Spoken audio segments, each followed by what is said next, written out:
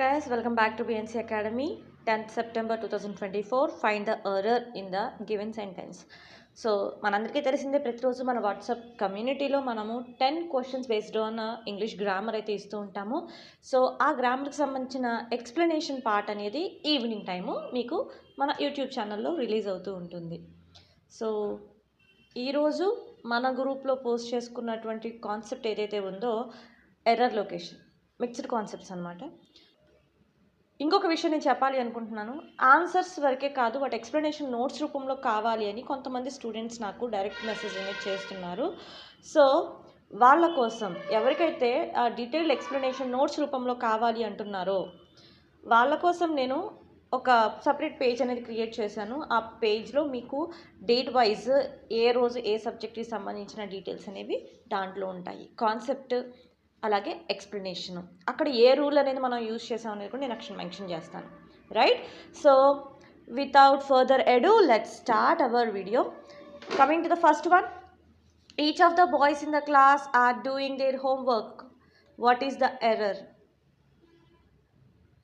ఇక్కడ ఈ సెంటెన్స్లో మనకు ఎర్రర్ వచ్చేసరికి ఆర్. ఎందుకు అంటే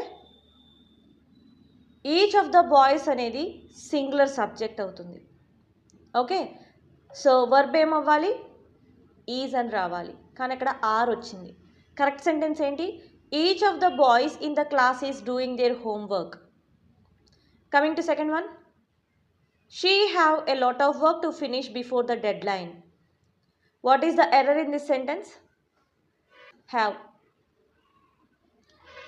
ఇక్కడ మనకి సెంటెన్స్లో సబ్జెక్ట్ షీ అది సింగులర్లో ఉంది, అవునా?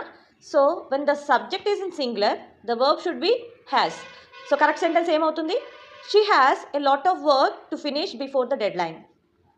Coming to third one, neither the teacher not the students was happy with the result.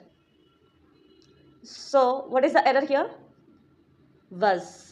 ఎందుకు ఇది ఎర్రర్ అయింది? Whenever we are using neither nor, verb దేన్ని అగ్రీ చేస్తుందంటే దానికి దగ్గరగా ఉన్న సబ్జెక్ట్ని అగ్రీ చేస్తుంది. కాబట్టి ఇక్కడ వజ్కి దగ్గరగా మనకేముంది? స్టూడెంట్స్, అవునా? సో స్టూడెంట్స్ అనేది సింగులరా ప్లూరలా? ప్లూరల్. సో వర్బ్ ఏమవ్వాలి? వర్ అవ్వాలి. ఓకే, ఇక్కడ మన కరెక్ట్ సెంటెన్స్ ఎలా వస్తుందంటే neither the teacher nor the student were happy with the result. Coming to fourth one, the committee has agreed to share their feelings with the public. What is the error there? ఎందుకు అంటే committee అనేది మనకి collective noun అవుతుంది, అది కూడా formal ఇంగ్లీష్లో. Okay, so ఇది మనం సింగులర్గా ట్రీట్ చేస్తున్నాం. సింగులర్ నౌన్కి ప్రొనౌన్ ఏం రావాలి? కమిటీ కదా. సో ఇట్స్ అనేది రావాలి. ద కరెక్ట్ సెంటెన్స్ ఏమవుతుంది ఇక్కడ? The committee has agreed to share its findings with the public. Okay, their ప్లేస్లో ఇట్స్ రావాలి. Coming to fifth one, he was so tired that he cannot finish the work assignment on time. ఇక్కడ error ఏమవుతుంది? Cannot is the error. ఎందుకు cannot error అయింది? Since the sentence is in the past tense. ఇది past టెన్స్లో ఉందని మనం ఎలా identify చేసాం? వాజ్. ఓకే, సో ఇక్కడ మనకి కెనాట్ అనేది ఇచ్చాడు, కానీ ఇది పాస్ట్ టెన్స్లో ఉంది కాబట్టి ఆ కన్సిస్టెన్సీ అనేది మెయింటైన్ చేయాలి అంటే కెనాట్ ప్లేస్లో ఏం రావాలి? కుడ్ నాట్ రావాలి. సో ఇక్కడ కరెక్ట్ సెంటెన్స్ ఏమవుతుంది? He was so tired that he could not finish the assignment on time. Okay, coming to sixth one, one of the girl in the class is planning to study abroad. So what is the error here? Girl. See here,